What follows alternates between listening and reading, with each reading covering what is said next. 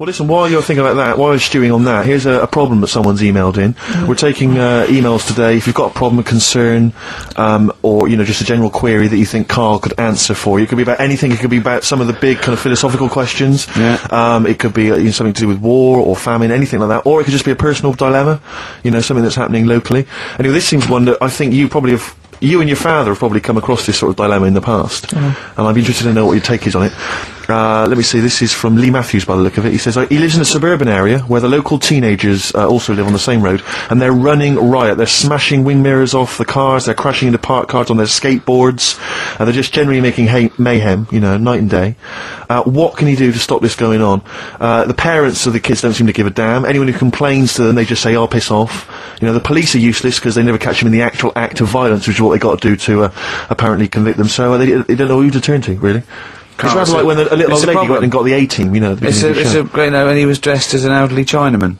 Exactly. She knew who he was. Colonel Decker didn't have a clue. Yeah. You see, it's weird because now it has got out of hand. Sure. Do you know what I mean? Like years ago when I was growing up on the estate, yeah, you had problems, but not like you have now. Do you know what I mean? You know, summers were nice as well, weren't they? Well, it did seem that way, didn't it? Yeah.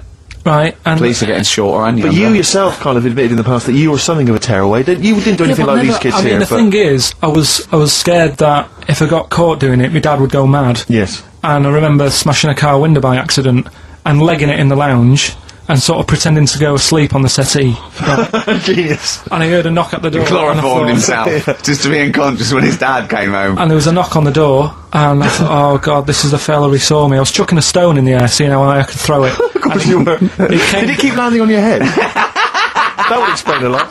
And it came down. Chucking a stone in the air, love it. To see how far I could throw brilliant. it. So, you know, I wasn't bothering anyone. Did you invent that game? Right, Did you get the stone for your birthday? Go and play with your stone.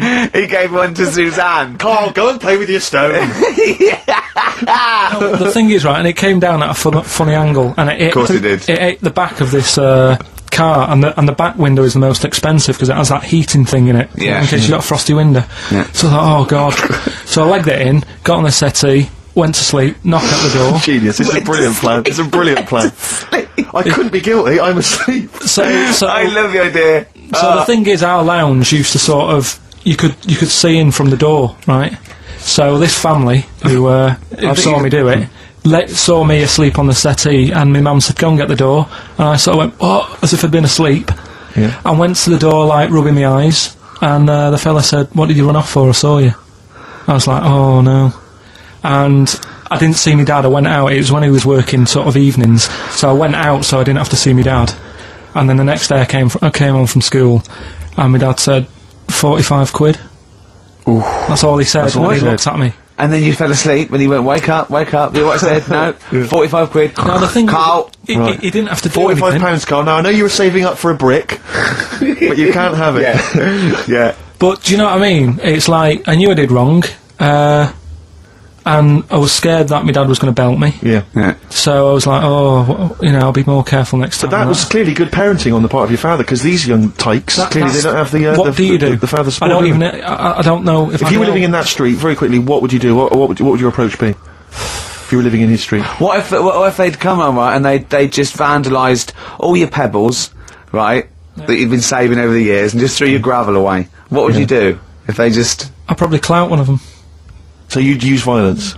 I think it's the only way sometimes. Sometimes the only way. And I don't mean, you know, really bad, but I'd show them that I'm not putting up with this. Right. And then the problem is you've got their family coming round, and they're probably quite... Go asleep. If you hit a kid and the dad comes down, just go to sleep. Yeah. Just... So, equally, if you're doing a bigger crime, you know, a bank job or a murder... Remember to take the stocking off your head, because if they wake you up and go, why have you got a stocking on your head? Just go, oh, I had a weird dream. It won't work. It's like, with our kid, right, he was... I told Ricky about this the other day in the pub, but...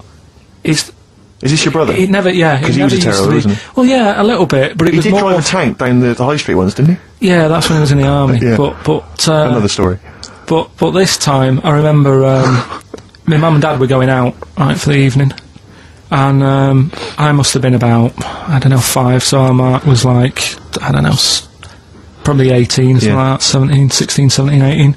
So my mum and dad go out, and our Mark says to me, right, here's a deal, do your little deal.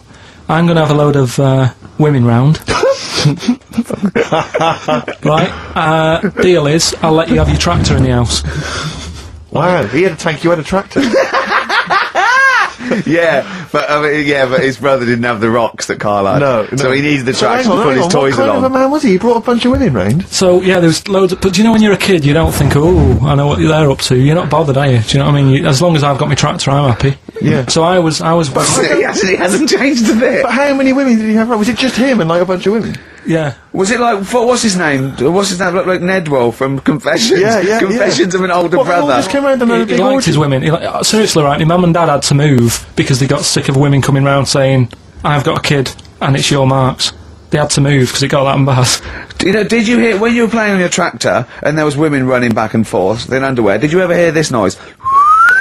Did you ever hear that? Or kind of wow, wow, wow, wow. Wow, wow, wow, wow. And just see your brother's arse disappearing down Yeah, the thing exactly. being chased by a butcher.